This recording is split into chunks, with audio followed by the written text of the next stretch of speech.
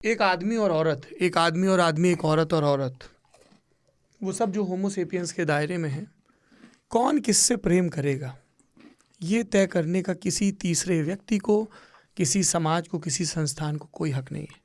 वो दो व्यक्ति प्रेम में हैं, उनसे जो लोग प्रेम में हैं वो प्रभावित हो रहे हैं, वो आपस में बैठ के भविष्य की क्या रूपरेखा होगी ये तय कर लें, पर उसमें भी हिंसा की जगह नहीं होनी चाहिए। और इसमें समाज का तो कोई रोल है ही नहीं।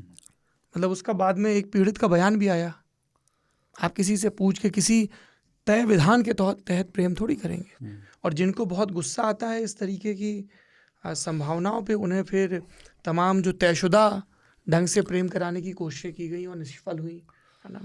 मैं कई बार ये बात कहता हूँ, तो फिर उन्हें इस बात पे गुस्सा आना चाहिए कि आज भी स्टोव फटने से नवविवाहिता की मौत क्यों होती है, ये कौन सा प्रेम था। ऐसे कितने ही हैं, है ना। आज भी आपके लिए आपको एक दहेज हत्या का कानून क्यों बनाना पड़ता है, जो कि इसमें भी है, भारतीय दंड संहिता में भी। तो ये बहुत ही मूर्खतापूर्ण चीज़ है। और दिक्कत ये है कि इसको जस्टिफाई भी बहुत किया जाता है ना। ये तो जो कि वायरल हो गया, समुदायों की बात है, पॉलिटिक्स है, एक पॉलिटिकल टसल है। पर ये जो वैदिकी हिंसा, हिंसा न भवती वाला भाव है कि अरे साहब, जो अनुभव सिन्हा की एक फिल्म है कि थप्पड़ ही तो मारा है, तो हम लोग बहुत जस्टिफाई करते हैं, कभी प्रेम के विरुद्ध जाके और कभी प्रेम के नाम पे किसी भी किस्म की हिंसा को। आप किसी को मार नहीं सकते, हाथ नहीं लगा सकते। ये जो वो किसी से मॉरल उसमें ये जोड़ा गया है ना कि यार वो शादीशुदा है, बताओ उसका बच्चा है, वो किसी और के साथ रहती है। इस मतलब ये जो लोग शरीयत में यकीन रखते हैं और मानते हैं कि न्याय की वही व्यवस्था ठीक है, वो तो अलग चीज़ है। जो लोग शरीयतवादी नहीं भी हैं वो भी कहते हैं कि यार गलत दूसरे तरीके हैं। अव्वल तो जो शरीयत मानते हैं और उसको ठीक मानते हैं, वो फिर ऐसी जगह जाएं जहाँ शरीयत लागू हो। तो वो तो है ही। पर मुझे हैरानी इस बात की, क्योंकि जो लोग शरीयत में नहीं यकीन रखते हैं वो भी कह रहे हैं यार गलत कहाँ मार रहे हैं, मार तो ठीक ही रहे हैं, क्योंकि इसने गलती की, अपने बच्चों को छोड़ के किसी और के साथ रह रही। उसका जीवन है, उसके बच्चे उससे नफरत पाल सकते हैं, उस अन्याय के प्रति वो अपनी बात कह सकते हैं, मार वो भी नहीं सकते हैं।